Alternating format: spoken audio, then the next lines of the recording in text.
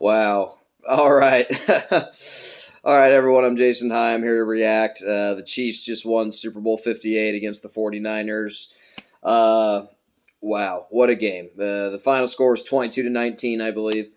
Uh, so much to get to. Obviously, the Chiefs just won the Super Bowl. They just repeated. They are the first back-to-back Super Bowl champions since the New England Patriots back in 2004, 2003.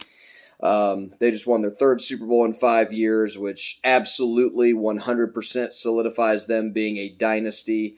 This is now officially a dynasty in the history of the NFL that ranks in the top four runs of teams, period.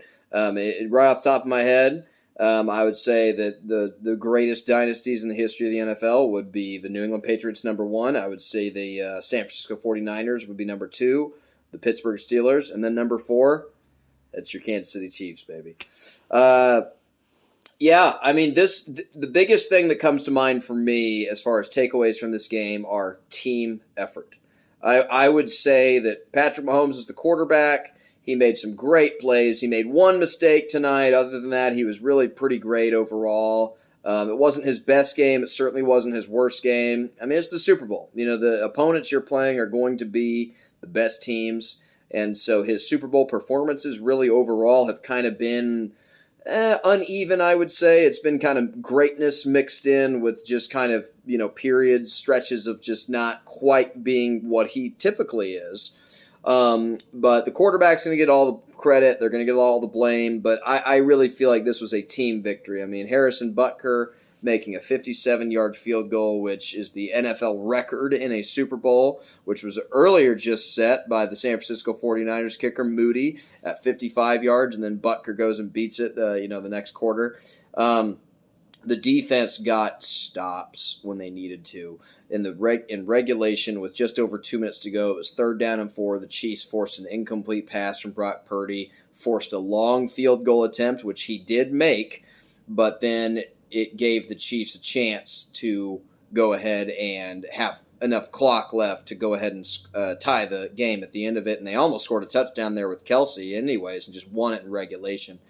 But special teams tonight, forced a turnover, blocked an extra point, which ended up being important, made a huge field goal from Harrison Butker. He was money tonight. It was really a great performance by the defense, and the offense was good enough. They got it done like they needed to.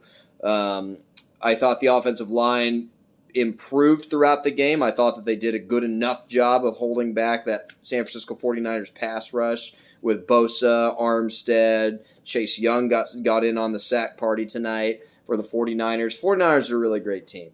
I feel like when your team wins, you kind of have this feeling afterward of, oh, I'm so relieved. Now I can give the other team credit. Now I can say, okay, the other team was, oh, wow, they were really great. They had a great season, blah, blah, blah kind of thing. But I really felt like this 49ers team was good enough to win the Super Bowl. I think Kyle Shanahan is a fantastic coach. I think Brock Purdy is a fantastic quarterback. I think he played really well tonight.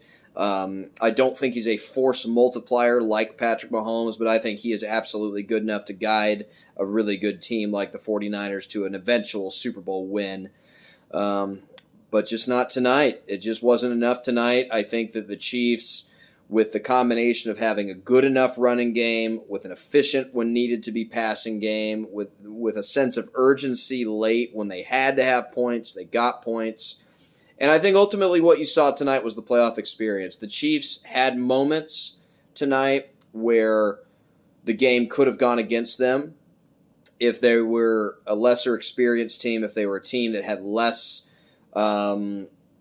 just composure in these situations. I mean, there was the last drive of the game because of the new overtime rules, which, by the way, it's a little bit ironic that the Kansas City Chiefs benefited a little bit from these new overtime rules. Now, the San Francisco 49ers did not score a touchdown on their first drive in overtime, but even just, I think, the mental side of it with knowing that, hey, the 49ers there, if they could have scored a touchdown to win the game, I think they might have been going for it on 4th down there on their first drive. But How ironic is it that the Chiefs beating the Bills a couple of years ago is actually what finally forced the NFL to change the overtime rules? And the overtime rules used to be sudden death. It used to be first team gets a field goal, wins the game. I never liked that. I always thought that was way too dependent on the coin toss. I thought that this was a fair way to decide the outcome of the game.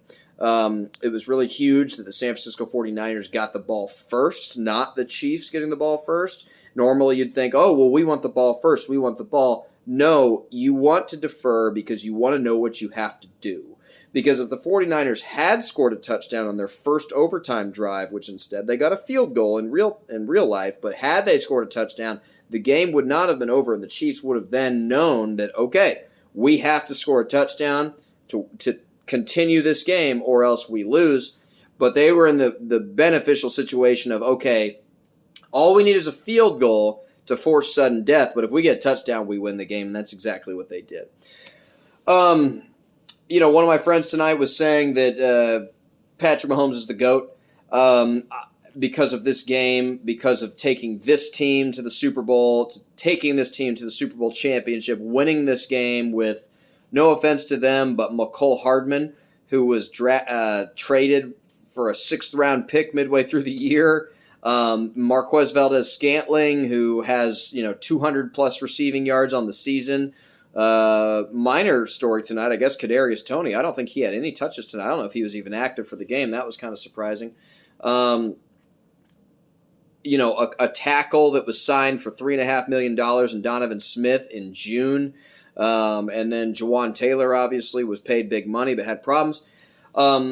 As far as Patrick Mahomes' legacy, we'll talk about that a little bit later. We'll talk about that later in the week, and as I react to this a little bit more and what's going on in the parade and all the fun stuff that the Chiefs fans now get to enjoy. But I think that this was the kind of game that put Patrick Mahomes in that upper echelon of quarterbacks. I think that at this point, if you're looking at the history of NFL quarterbacks, it's Brady, it's Montana, and it's Mahomes. And I don't think that's arguable anymore. Mahomes just got his 3rd ring. He's been to 4 Super Bowls by age 28, which is absolutely ridiculous. He is, believe it or not, he is pacing ahead of where Tom Brady was. Way ahead of where Tom Brady was at this point in Tom Brady's career. At this point in Tom Brady's career, he had 3 rings as well, but he had just the 3 appearances. Patrick has 4, and Patrick Mahomes has 2 NFL MVPs. Brady had 0. And the stats are going to be not close because the eras were a little bit different, so maybe you don't put a ton of stock into that. But Patrick Mahomes at this point is pacing to being the 2nd greatest quarterback of all time. And I think that he's got a really, really great shot of doing that. And he still has a shot at passing Tom Brady, which is really incredible to say considering how high of a bar Tom Brady set. But because Patrick Mahomes now has his 3rd Super Bowl win by age 28, and doing it with a 34-year-old Travis Kelce, with Rashee Rice, a rookie, with Marquez Valdes-Scantling, just Justin Watson, it's incredible. And I also think, too, I'd be remiss if you did not give a lot of credit to the Chiefs' defense tonight. Mahomes and Andy Reid are going to get the rings. I said it earlier today. This Super Bowl, in my opinion, was for Steve Spagnuolo. I think this Super Bowl put Steve Spagnuolo in a position where you have to start talking about him as one of the greatest defensive football minds of all time. Steve Spagnuolo now has 4 Super Bowl rings as a defensive coordinator. You have to give that man his flowers. So the defense was great when they needed to be great.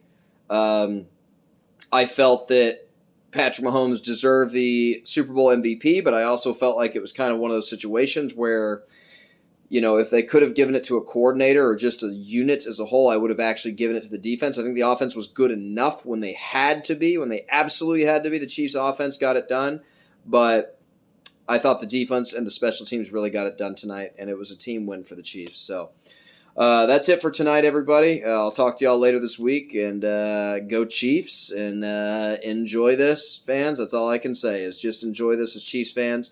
We went 50 years without the Chiefs even being in a Super Bowl.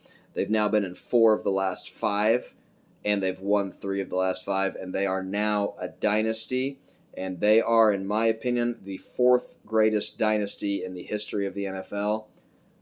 And by the way, their quarterback's only 28 years old. They are not done. Have a good night, everybody.